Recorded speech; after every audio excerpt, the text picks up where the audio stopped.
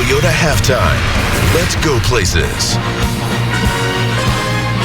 Well, it's just been that kind of game. 5 turnovers, 3 field goals, no touchdowns. And for just the second game in Lamar Jackson's career, he's thrown 3 interceptions. And ladies and gentlemen, it is only halftime. As right now, the Ravens are up 6-3 against the Cleveland Browns. Welcome back inside the studio. Maria Taylor alongside Tony Dungy and Drew Brees. We would love to dive deeper into this game, but we would much rather get you caught up on what happened today. And we need to start in the AFC. Drew, Los Angeles Chargers at the Denver Broncos, and the Broncos were all over the Chargers today. Yeah, we don't know which Charger team's going to show up. They were great the other night against Pittsburgh. Today was a totally different story. Bad execution, tip passes, interceptions, and they cannot stop the run on defense. Broncos head to Kansas City for a big AFC West matchup next Sunday night, but coach, Tennessee on the road in New England. Patriots looking like the hottest team in the NFL. And we do know which team is going to show up for the Patriots. They're playing their game, hustling, physical, good defense, getting takeaways, and Mac Jones has been sensational. Yeah, New England rolls to their 6th straight win. Pittsburgh on the road taking on Cincinnati, a statement win for the Bengals. Yeah, the Bengals flipped the script on the Steelers today. They beat them at their own game. Tough physical run game, got after them in the pass rush, created turnovers, were just suffocating on defense. Joe Mixon, a career-high 165 yards rushing, but Joe Burrow had this to say after the huge win. What's the significance of beating the Steelers twice in the same season? 2-0 against them.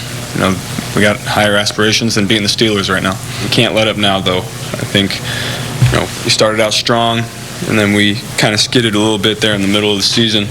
And now coming down the stretch, I think we're really hitting our stride.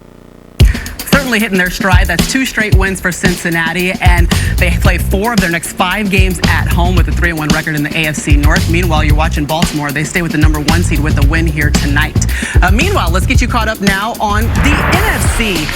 Tampa Bay going on the road, taking on the Colts, and it was a Leonard Fournette kind of day. Yes, and Tampa's defense didn't do a great job of stopping the Colts, but they got takeaways and set up the game-winning drive, Leonard Fournette here. Yeah, there's the game winner right there. He had a career-high 4 touchdowns. The Bucs were able to snap the Colts 3-game win streak with that win, 38-31. Meanwhile, the Rams struggling.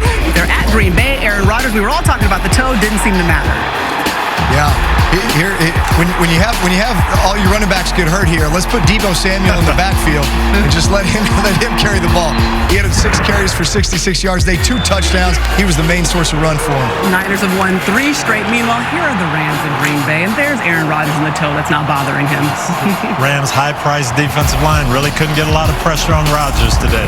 They lose their 3rd straight game, which matches their longest losing streak under Sean McVay, and ultimately the Rams are 7-4. Remember, they had a 7-1 start, so which begs the question, what is the issue? There are a lot of great pieces. We've seen Odell Beckham come over. We've seen Von Miller, and obviously Matthew Stafford, who's supposed to hold the keys. What is the issue with the team chemistry, Drew?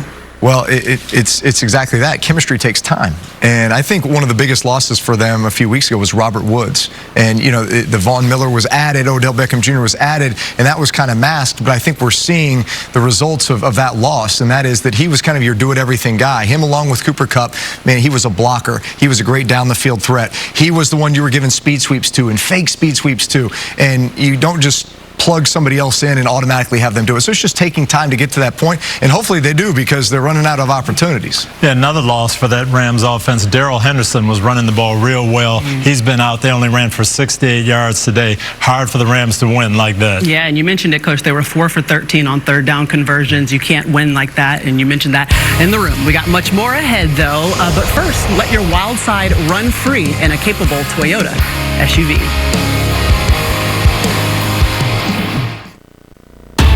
What it do? It's your boy Big Snoop Dogg hanging out with Lil Rel. We're gonna be catching some games. That's right, we're gonna call some highlights. We're gonna put some players in Snoop's doghouse. And you gonna find out who on Sunday Night Football Final. Streaming exclusively on Peacock after the Browns-Ravens game.